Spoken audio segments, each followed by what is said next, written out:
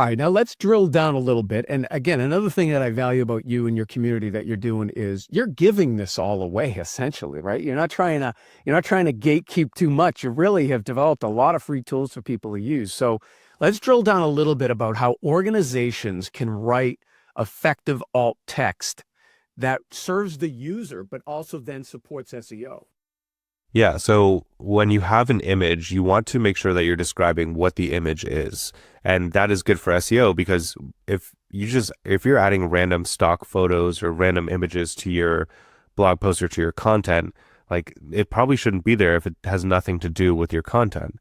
So if I did like a study, let's say 55, this is just like I'm making this up, 55% of everybody uses Google, does this one thing, and I have a graph, I would say a graph showing that 55% of people on Google do X, Y, and Z. It's a bar graph. Like you can get very specific with that. And then if there's an image, you can say like woman, like if it's for like a black dress, for example, woman wearing a strapless black dress, or wedding dress or engagement dress, whatever it might be. Like that's how basic it can be because if somebody's using a screen reader, they're not going to need to necessarily know like, what's her skin tone? What's this? What's that? Don't Like, over describe it necessarily. yeah, don't over describe it, but you can also say like woman wearing a strapless black dress with whatever kind of earrings, with diamond earrings or with your kind of earrings.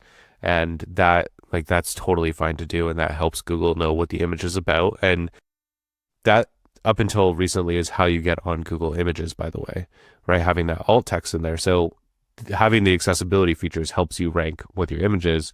Now I think Google is still looking at that, but they realize people are keyword stuffing there, and AI is analyzing the images as well. So we're really finding out then that SEO and accessibility kind of go hand in hand here. And when you have good accessibility built in, you're really kind of raising the floor of the SEO.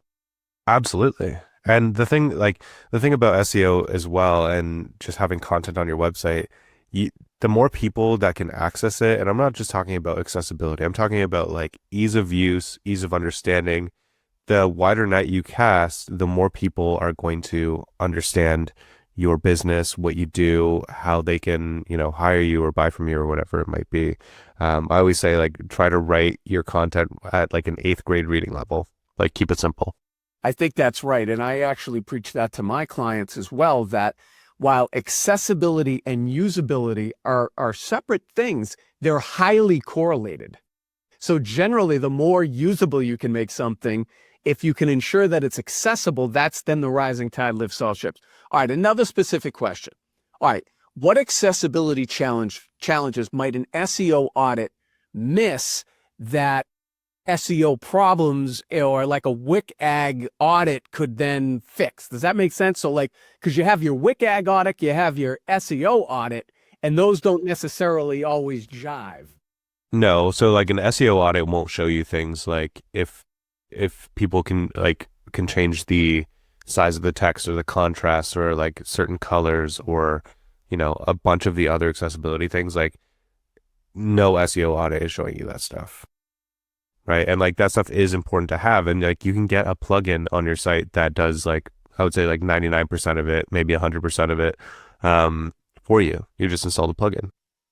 Right, right. So that I guess the takeaway there for people who are interested is you really do got to do both audits and then kind of try to Yeah, reconcile both as best as you can. 100%. And it's like if your website is not accessible, then you're taking out a portion of the population that could be buying from you, hiring you, even just like helping them find information that they're looking for, like how-to information. That's right. And generally the best sites to interact with are also accessible.